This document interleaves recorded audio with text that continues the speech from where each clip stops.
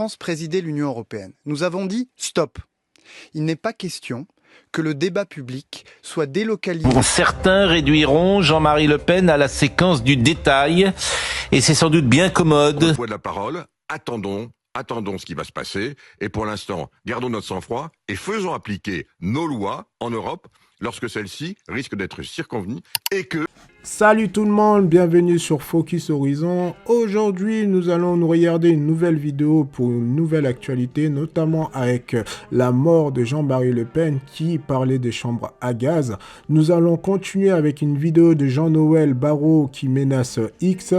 Karim Zerebi qui réagit au rassemblement de la mort de Le Pen à Paris et d'autres vidéos à commenter. N'hésitez pas à vous abonner et à donner votre avis et sans plus attendre, commençons. Au titre des propos reprochés, nous serons très clairs et de la même manière que le ministère public, le procureur de la République de Montpellier l'a été.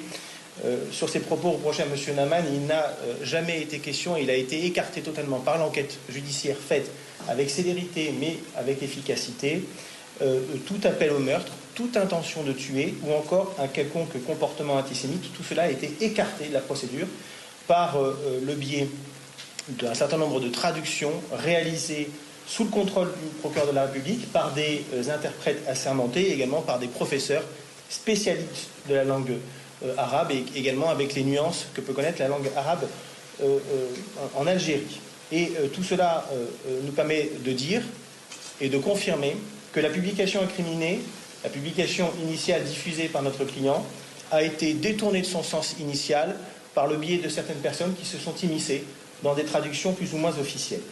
Et donc, considérant qu'il ne représentait aucun risque par un maintien sur le territoire français, qu'il ne se soustrairait pas non plus à l'action de la justice, le procureur de la République n'a sollicité aucun placement sous contrôle judiciaire et, c'est assez exceptionnel non plus, n'a sollicité aucune demande auprès d'un juge des libertés et détention en vue de son incarcération provisoire. Donc si je comprends bien dans cette vidéo, pour faire bref, le gars, on l'a incarcéré pour des propos que, soi-disant, il n'aura pas tenus. Et dont la scène politique se sont empressés de justement faire de la récupération. Et ce qui m'étonne là-dedans, c'est la justice. C'est la justice, normalement, qui doit prendre de la hauteur, qui doit enquêter sur ces éléments-là. Tout ça, pour, au final, pour rien. Et c'est ça qui est embarrassant, justement, dans cette séquence. Place à la prochaine vidéo sur Karim Zerebi qui parle justement du rassemblement qui a eu lieu suite à la mort de Jean-Marie Le Pen. Et il dit « Je ne suis ni choqué ni en phase avec les images que je vois ». Regardez ça. Je suis ni choqué et je suis ni en phase avec les images que je vois. Il ne me viendrait pas à l'idée de faire la fête donc, suite à la mort, j'allais dire même de mon pire ennemi. Il ne me viendrait pas à l'idée. Mais de là à dire que je suis choqué, non. C'est comme si je disais que je suis choqué avec ceux qui tentent de réhabiliter Le Pen sur le plan politique. J'ai entendu chez des commentateurs dire « Mais finalement, Le Pen, il était un peu excessif. » Non, il n'était pas excessif, il ne faisait pas de la polémique. Il était antisémite, négationniste, raciste. Condamné, il a été condamné pour ça. Il était pour le régime de Vichy, contre De Gaulle. Il était tortionnaire en Algérie. C'est pas des polémiques, ça. C'est pas des petites polémiques, des faits ça. Et des condamnations ça, c'est des faits. Il a reconnu la torture en Algérie. Enfin, je veux dire, donc ça, on est sur du factuel. Donc, il y a des gens aujourd'hui qui expliquent que finalement il n'avait pas tort. Mais il n'avait pas tort pourquoi? Parce qu'il faut qu'on régule nos flux migratoires. Mais Le Pen ne voulait pas réguler les flux migratoires. Il était raciste et antisémite. Donc on ne parle pas de ça. Donc, Karim, là il n'est question que du rapport à la mort. Karim, de tous les côtés. Karim, le seul sujet, c'est le rapport à la mort. Vous dites qu'à titre personnel, vous ne le feriez pas. Et pour autant, ça ne vous choque pas de voir des images? Non, ça ne me choque pas. Et c'est totalement contradictoire. Non, c'est pas contradictoire. Je suis indifférent. Est-ce qu'on a le droit de ressortir de l'indifférence vis-à-vis de ces images-là, comme vis-à-vis, je dirais, de la mort de Jean-Marie Le Pen. Je suis indifférent. Karim, moi je vous connais un petit peu, c'est des choses, la mort, la vie, c'est des choses, je sais, qui sont des concepts qui vous animent très profondément. Oui. Et je suis très étonné de votre réaction ce soir. Parce que, non mais ça interroge votre rapport à la mort. Donc ça veut dire que je ne me serais pas associé à ceux qui sont en liesse, mais en même temps, je ne me permets pas d'être un juge, comme vous le faites, pour dire, mais c'est scandaleux, mais c'est choquant. On est en liberté, un pays de liberté, on voit. Ils ont le droit de faire péter leur bouteille de champagne et on a le droit de pas être d'accord avec eux. Mais vous voyez bien que la question...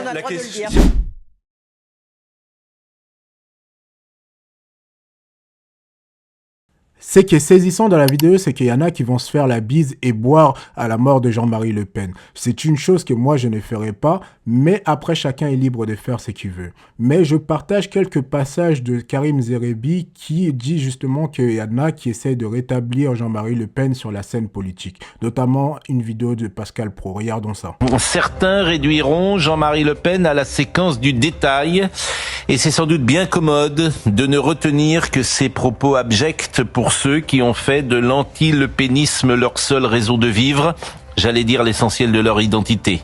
Ces adversaires de Le Pen adorent l'état dans lequel le plonge leur détestation au point de célébrer sa mort, place de la République, au goût du champagne et au son des hurrahs. Le drame pour la France tient que les provocations de Jean-Marie Le Pen, ses outrances ont parasité son combat contre l'immigration massive et son refus d'importer sur le sol de France un islam conquérant, pour ne pas dire hégémonique. Hier, Gilbert Collard parlait de prophète et de prophétie. Il est en tout cas le seul, toute obédience politique réunie, le seul à avoir perçu le danger de l'islam quand cette religion devient majoritaire et qu'elle impose un mode de vie dont le voile illustre l'étendard de la soumission. Il a dit quand personne ne le disait encore que l'islam changerait le visage de notre pays, que cette religion, importée sur le sol de France, créait de nouvelles habitudes, de penser, de s'habiller, de prier, de parler, de dîner, etc. Qu'une autre France naîtrait, qu'un danger de séparatisme existait. Force est de reconnaître qu'il avait vu juste. Le paradoxe, mais aussi le drame, est qu'il a fait reculer la cause qu'il servait par des déclarations scandaleuses dont le détail est la plus signifiante. Jean-Marie Le Pen raconte une histoire française, celle d'un homme politique qui utilisait l'imparfait du subjonctif, citait Thucydide et Corneille et possédait une connaissance en profondeur de la France, de son histoire, à travers les siècles, de sa culture, de ses mœurs qui faisaient de lui un contemporain de François Mitterrand. Convenons que le niveau des hommes politiques aujourd'hui n'est plus le même, comme si Jean-Marie Le Pen refermait une époque qui n'a plus grand-chose à voir ni à vivre avec celle qui fut la sienne. Ce qui est incroyable avec Pascal Praud, c'est qu'au bout de 2 minutes de vidéo, le mec, il est incapable de sortir une phrase sans lire ce qui est écrit dans sa fiche, comme si c'était la marionnette de quelqu'un d'autre. En plus, il compte toujours sur ses invités pour pouvoir élever le niveau. Et je ne partage pas du tout sa séquence où il dit que Jean-Marie Le Pen faisait partie de ces intellectuels qui faisaient partie de la classe politique. Jean-Marie Le Pen, il a fait son buzz sur la haine des autres. Et écoutons ce que sa femme disait sur lui. Mes filles ont été élevées dans le racisme pur et dur. C'est-à-dire qu'il paraît que quand il y avait Hitler à la télévision, il les forçait à l'appeler Tonton Dolphy. C'était un gag, c'était un petit peu ça, oui. Bon, enfin, obligées, non, elles n'étaient pas obligées. Bon, enfin, c'était une façon de rire aussi, mais ça arrivait, oui, ça arrivait. Oui, c'est aussi ses amis aussi, oui, c'était un petit terme d'amitié. D'affection pour Hitler. Je crois, oui. Et quand il parlait des Arabes? Oui, c'était aussi ça. C'était, je sais plus quel est le terme, comment on disait, des crouilles, non, c'est ça? Oui. Cette séquence fait partie de nombreuses séquences qu'on peut retrouver sur la vie de Jean-Marie Le Pen. Et j'ai l'impression que ce genre de vidéos ne sortiront pas parce que maintenant on veut rétablir Jean-Marie Le Pen sur la scène politique. Merci beaucoup. La bande de Gaza, toujours pilonnée, des centaines de victimes. François Hollande accorde son soutien à Israël. Quel est le but de l'État d'Israël à ce propos, justement?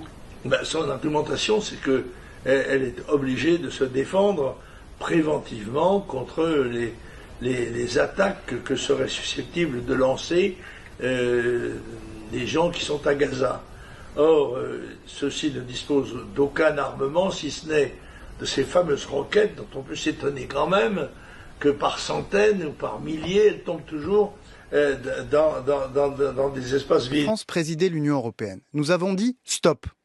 Il n'est pas question que le débat public soit délocalisé de manière totalement dérégulée sur des grandes plateformes de réseaux sociaux détenues par des milliardaires américains ou chinois. Ils le Tout à font. fait.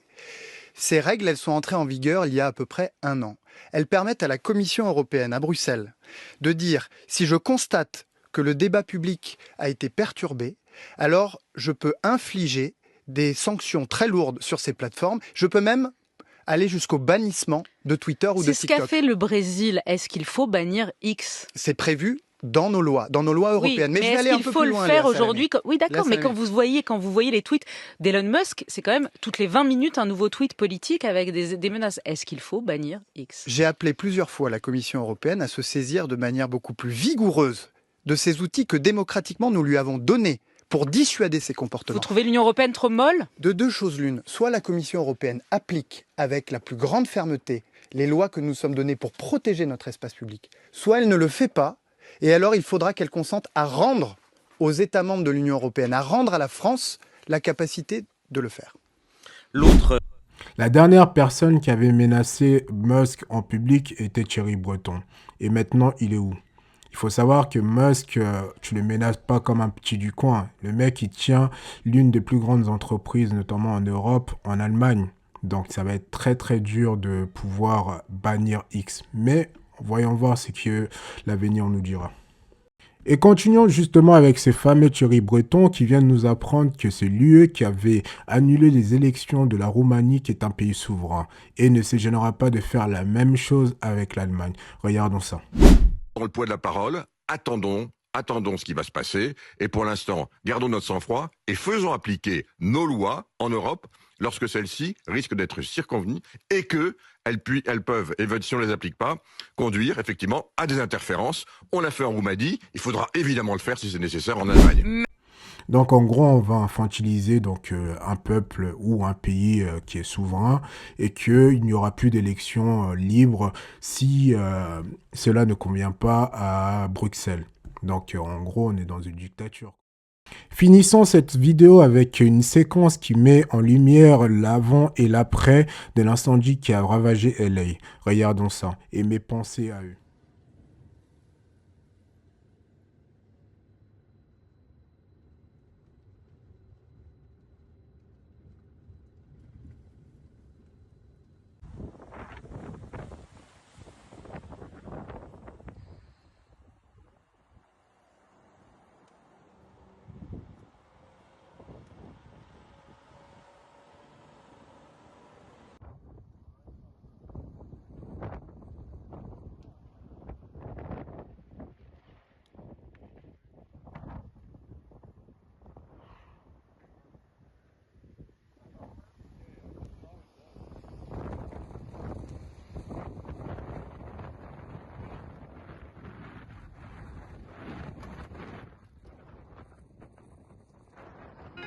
On se quitte sur cette dernière image, n'hésitez pas à vous abonner et en likant pour nous donner de la force et on se dit à la prochaine fois, ciao ciao.